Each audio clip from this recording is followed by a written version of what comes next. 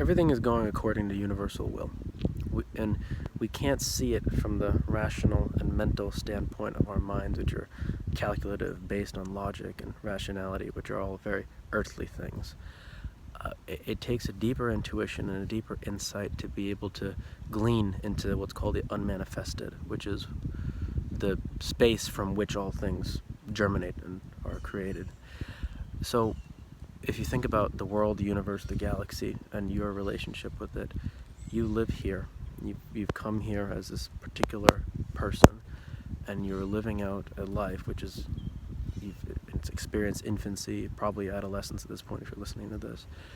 You'll experience older age, most likely, and then you'll experience death at some point. Now, your relationship with the earth and with the universe is the most important thing. What occurs within your mind? How are you able to navigate through? How much love and trust do you live with?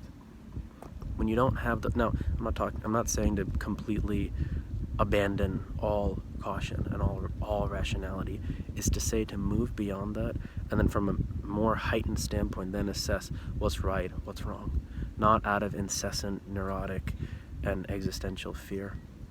And you can only do that really by touching into the unmanifested. And a lot of people go through significant tragedies in order for their realizations of this sort to emerge, because what they had in their life is now being diminished. You know, personally, my grandmother died 5 years ago, my father died 3 years ago, my other grandmother died 11 years ago, and the first grandmother was not as significant, but the other two sort of helped my progression, because I realized that these people who'd been there my whole life were temporary, as am I, as this person.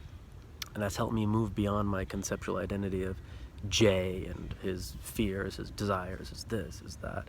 And it's allowed all that to clear, and it's allowed my truer self to come through.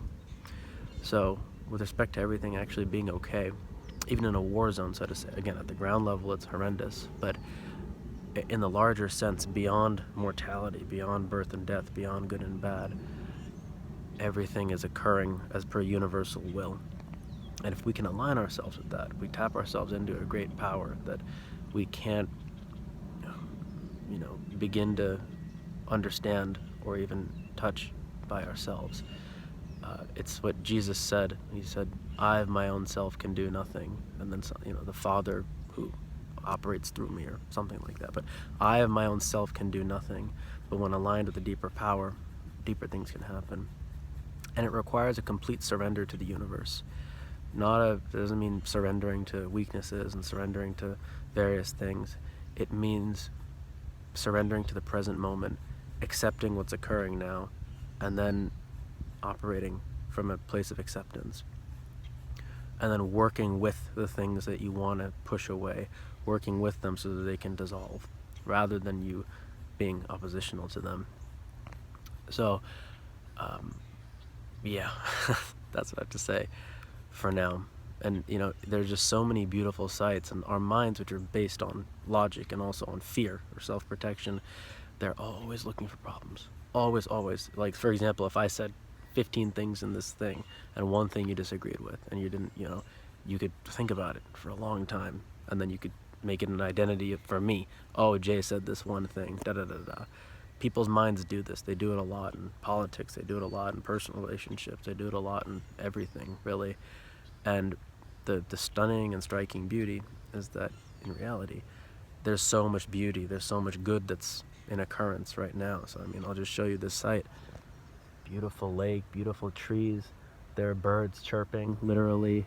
It's an overcast day, and there's a beauty in the serenity. Every day gives you something a little bit different. Every day is a little different flavor. Every day is a little slice of life that's slightly different than it was the previous day. And that's how things evolve over time. And your being with it, your understanding of this at a deeper level, your connection with it, is what characterizes and defines your life. And as Eckhart Tolle says, that comes from surrendering to the present moment, accepting what's occurring now, trusting in the universe, and allowing that to guide your path through this world that can feel oh so perilous, and oh so dangerous, and oh so destructive, and oh so scary.